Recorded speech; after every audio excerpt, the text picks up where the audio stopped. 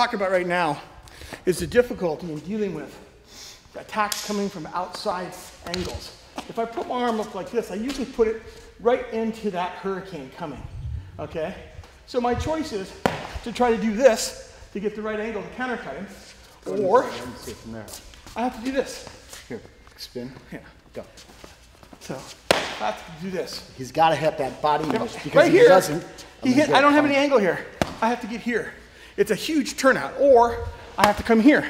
So I have to step on the outside and pick him up and pass him. That's a little safer, but if I get feinted and I missed here, my whole inside is open, he drives it into my chest. If this isn't perfect, right, I get it. If I put it here, he usually hits me first, or I get cut somehow. See, here I have to use, I can't even really oppose it with a cut here. I almost have to, see, even there, he's already compensated. I'm getting hit every time. I have to come here, like that.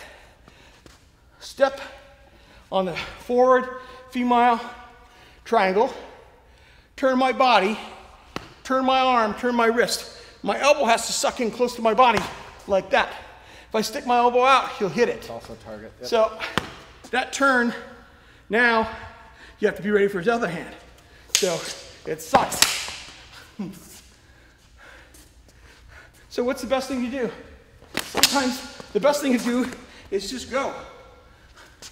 But you can't always go because you have no room. We always practice knife fighting as if you're fighting between two cars in a parking lot. That's usually worst case. You're in an elevator, you're in a small room, you're in a corner of a restaurant or a bar. Not me, I don't go to bars, so that's unlikely. But you and I have been in an elevator when knives came out. Yes, that's true. In Africa. So you have to get used to that. The best way to deal with this angle is if you have two knives, is to use your other knife. And I usually tend to stick it from here. I'll wait for it to get pretty close, and then sometimes I'll take a step back as I stick it. Sometimes I'll take a step in. Sometimes there's no time to, I've missed with this hand, and I'll catch it with that hand a lot. So I'll miss, and I'll catch it, and I'll catch it. And the nice thing about Caro, that point is so horrible. It tends to really stick and dig when you hit something. So it's gonna stick in his arm, and as I come out, I usually try to pull, so I get that wide curve to cut him with it. But that stick, Ron can tell you when that, right there, hit him right at the base of the thumb, not by intention, but by whatever. It went in between it, got full.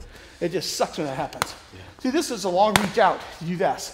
This is sometimes the best thing to do is to slap it, because it's too hard to get the edge on. So when it's curving like that, it's easier to slap it, but then you need a really strong lock on your folder. Which brings us to the original point of what we were talking about today, is you can't always get the edge on it. Sometimes you have to use the spine or the flat of the blade. Yes, sometimes here, or he's here, and I'll come here. I can't turn it around here. See that? It's hard. But just as it hits me, I can use the back of the blade. You know, and press it out. If you think in like nanoseconds, if I'm here to get that whole motion to get the edge on me, like do that, that's a lot of time. If I press, so that will save you, and if you think of lock strength, look at that. If he's slapping that, and if your knife goes at what, 30 pounds, something like that, 40 pounds, I'll come in hard, bam, that'll be enough to collapse that lock if you have a crappy lock. So sometimes, and even when you hit this thing like this, you sometimes have to give with it, because he's far more powerful coming this way than you are this way. He has much more mechanical advantage than you do. But so you might have to give with it if you do that. And then the next thing we want to talk about today is, and we're talking about where your edge is and where your point is. Sometimes your edge, especially when I cut this way, my edge is over here. I missed. Now he's coming for me. Sometimes I use the back of my hand to bounce him off. These knuckles right here get used. Sometimes the knife flattens out against him, like that. Now, if I can, I do that. But sometimes to turn the edge onto him takes more nanoseconds than I have. It's faster to do this, especially if I just miss and he goes. I just miss him and he goes. It's faster to do that than it is to try to do that by a little bit. Just that little bit, like I don't know if you replay this in slow motion, you'll see when he went past and he turned it to cut me, I got on him a little bit. He did cut me, but I cut him. But when he was bouncing it, he didn't give me that. I didn't have that liberty to even drop down. It knocked me out of it. Boom. Yeah. The other thing is what happened earlier when we were fighting today. He thrust with one hand. He actually went a little higher, and it got past my knife. I didn't pick him up with my knife, and it was 1, 2. So he went here and then here. I used the back of my hands to lift him. Sometimes you'll be late. You're so late that you can't get that on him. His blade's past that. If he gets past you, it's not always the end, because you can pick him up with your forearm or the back of your hand. So that happens quite often, is I'll lift somebody here. I'll miss here and then lift him. I'll miss to the inside and lift him there. Because there isn't time to get back. I want to do that where I put the edge on. But what if I do that? I still didn't get cut. Now what this does though, it preps me. When you lift him, quite often you're prepped for a good stab into his neck. I lift him, but I stab that. Now I felt a lot of resistance here, right? So I might go around him or I'll pass him. When I feel all that resistance on here, that tells me I want to go forward on the female triangle there. But you got to be cognitive if he lifts me with the other hand, that I still have that. Yeah, so I want to cover his elbow as soon as I can, or if I lift him, I want to turn and get the edge on him. Because now, no matter what he does, I can follow him. So, it can't be used all the time, but sometimes it can save you. The other thing is, you can bump or pound or crack with the inside knuckles that we do in using guntings in Filipino martial arts. So sometimes I'll be here and I'll knock him out this way or I'll knock him out that way. Simply because my edge isn't available. I might have thrust. So I thrust, I use the back of my hand, and maybe I don't have time to turn that edge. I'd like to turn the edge on him if I can. But if I'm here like this and he's coming there, maybe I don't have time to do that. This is still a little bit behind the knuckles. See that? Now, you need to condition your hands. Look at, you need to be able to get people here. Oh, sorry, Ron, this is a little hard. I don't care. You need to be able to hit them like that. You need to hit their arms. You know, you need to be able to hit their knuckle, stab them. You need to be able to use these knuckles here, right here, and these knuckles here. You need to use back of your hand. You need to be able to use your hammer fist. So some of that gets conditioned by hitting these tires.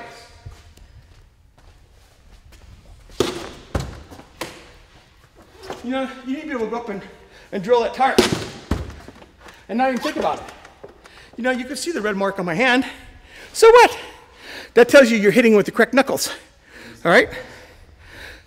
You need to use these iron palm conditioning bags too. And here I want to show you one more thing that I do twice a week is my Captains of Crush stuff. You need to be able to use these. This is the 150 pounder.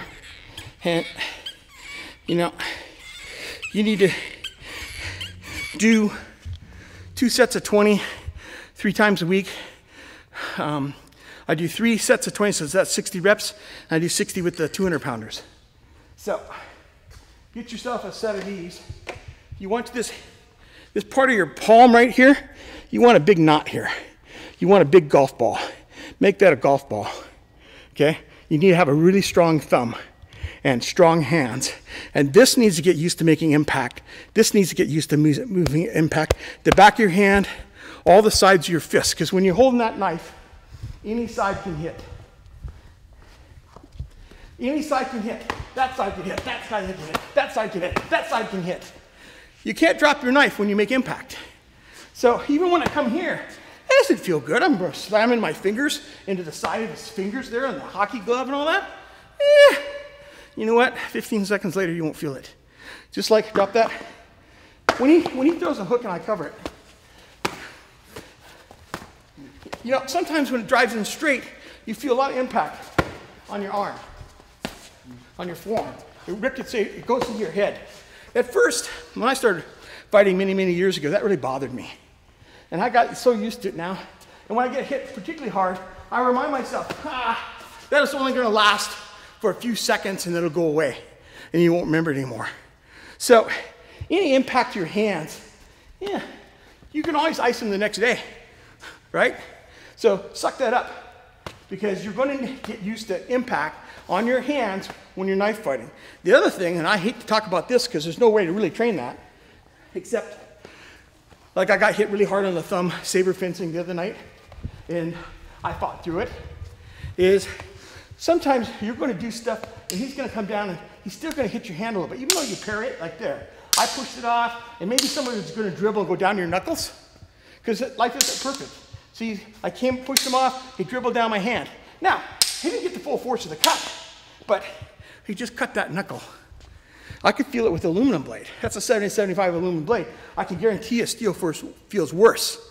Okay, and sharp steel is he's going to flay open the end of your knuckle. But that isn't going to keep you from fighting. You know, having something come down off your arm like that, you're not going to lose. That's not probably enough. That's why you have to try to start talking about in your head to ignore the blows to your hand. Just like when we're here, drop those, and Ron hits me, and he hits me with the other hand. My cross or my hook, even though that other hand is coming, bang, bang. So, yes, I don't deliberately take that, but if I get hit like this, and it hits me with the other hand, and hits me with the other hand, bang, that one follows, okay? I'm not saying I like it, but, and that you want to go around and have your training partners hit you in the face as hard as they can, because that'll really F up your brain. But you need to get used to at least feeling it, so that when somebody hits you, you follow back. Right there, right there, right there, right there, right there. You don't, it's the same thing with a knife. As you know, I never advocate trading. We never advocate this. But if you do get touched, you better touch me. Yes. We never say he stabs me, you, I stab him. But if it does get some of it on me, I want to make sure that I plant a better one on him. Yeah. If I can't hit that, make sure you get him in the neck. Because your wound that you deliver might be lethal. His wound might be serious, but not lethal. So every wound, lethal, at least you're going to take him with you. Yeah. Remember, you got to always remember that one single stab wound, you have a 40% chance of dying from it, and only a 10% chance from a gunshot wound. So stab wounds are far more lethal than bullet wounds. And that's why we do lots of drills to try to prevent being stabbed. Ouch. Sorry. Sorry. And there's what you got to get used to. I said ouch, but I have no glove on. He came down, not hard, but right across those metacarpals with that. Ouch came out. I'm glad no other swear word came out. Also, look, you know, so your hands have to be conditioned. You know, if you're being honest when you get touched, wear gloves, wear protective equipment. It's just, we're talking, that's the only reason he has it off, but we always try to protect our hands. If anything, sometimes you'll just wear leather gloves like these. This is a second skin. Yeah, this is better than nothing, even this. And even against a knife, some knives aren't that sharp. It might not penetrate that. It also will help with those cuts that you parry and those stabs you parry. And as you parry, as the blade slides off your knife and hits your hand, this might save you from making a minor wound instead of a more major wound. So even that offers some protection. So wearing a glove, especially a cold steel tactical glove that's got the protection in the back of the hand and the fingers on this area. That's why I put it there, because the knife's on the inside, your hand's closed. All this part is protected. Not perfect, because you can cut through any glove, but offers quite a bit of protection. So to recap, we're talking about the angles that sometimes you have to move, especially to hit this outside one.